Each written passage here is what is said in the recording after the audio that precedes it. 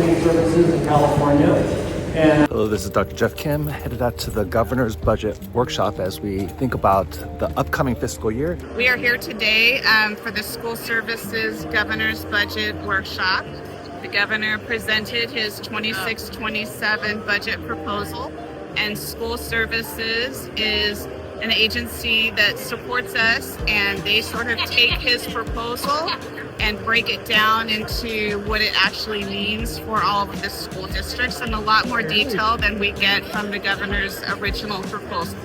So we hope to learn today how specific funding formulas work for IUSD, specific details about any new programs that are going to come from this new budget. Our school budgets are connected with the economic impacts as well. So the S&P 500, that's a big factor as well.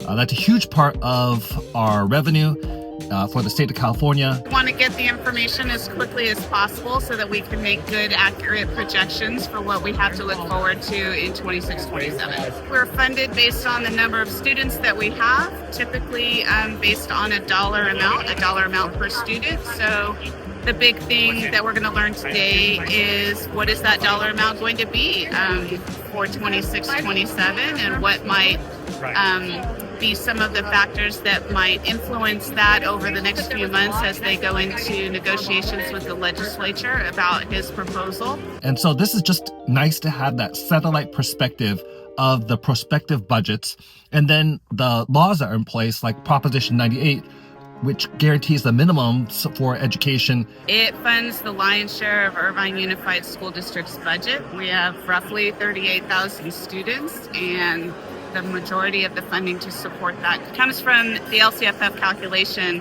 which is, money coming from the state. And so really helpful to attend big level satellite view budget perspectives. This idea of deeper learning is so important to making good decisions. So very important as we think about using today's dollars on today's students. Thank you for your service and leadership. You're welcome.